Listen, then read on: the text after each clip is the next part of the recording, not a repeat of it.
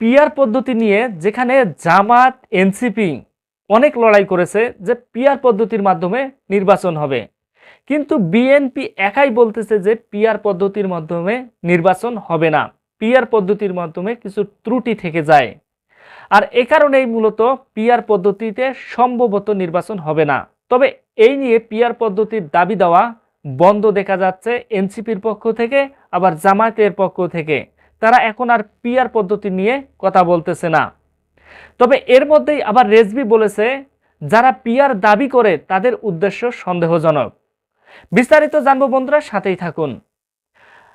আনুপাতিক প্রতিনিধিত্বের পিআর পদ্ধতির বিরোধিতা করে বিএনপি জ্যেষ্ঠ যুগ্ম মহাসচিব রুহুল করিম রেজভি বলেন, জনগণ এ ধরনের নির্বাচন পদ্ধতির জন্য প্রস্তুত নয়, বাংলাদেশের জন্য পিআর পদ্ধতির উপযোগী নয়। যারা পিআর দাবি করে তাদের উদ্দেশ্য নিয়েই সন্দেহ থেকে যায়। সোমবার 18 আগস্ট রাজধানীর শেরেবাংলা নগরে নীলফামারী জেলা বিএনপি নবগঠিত কমিটির উদ্যোগে দলের প্রতিষ্ঠিত জিয়াউর রহমান সমাধি শ্রদ্ধা নিবেদন শেষে তিনি সুষ্ঠু নির্বাচনের জন্য প্রশাসন থেকে আওয়ামী ক্যাডারদের অপসারণের দাবি জানিয়েছেন। রেজভি বলেন, অবাধ ও সুষ্ঠু নির্বাচন ফেব্রুয়ারিতেই হবে, কিন্তু আওয়ামী আমলের প্রশাসন দিয়ে সুষ্ঠু নির্বাচন কোনোভাবেই সম্ভব না। তাই প্রশাসন থেকে আওয়ামী ক্যাডারদের অপসারণ করতে হবে, মাঠ পর্যায়ে নিরপেক্ষ কর্মকর্তা নিয়োগ দিতে হবে। ঢাকা বিশ্ববিদ্যালয়ের আসন্ন ডাকসু নির্বাচন প্রসঙ্গে তিনি বলেন, সব মতের প্রতিনিধিত্ব নিশ্চিত হলে বিশ্ববিদ্যালয়ের শিক্ষকগণ সুষ্ঠু পরিবেশ বজায় থাকবে। ছাত্র প্রতিনিধিত্ব থাকলেই শিক্ষাঙ্গন গণতান্ত্রিক চর্চা টিকে থাকবে।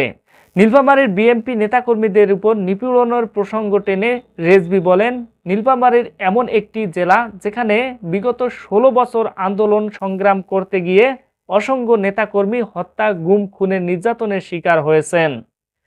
একজন মন্ত্রীর নির্দেশে গোটা নীলফামারী জেলাকে রক্তাক্ত প্রাঙ্গণে পরিণত করা হয়েছে।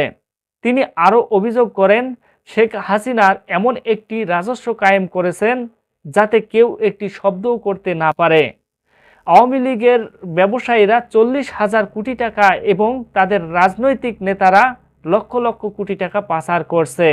রেজভি দাবি করেন, বেগম খালেদা জিয়া তারেক রহমানের নেতৃত্বে বিএনপি ঐক্যবদ্ধ থেকেছে।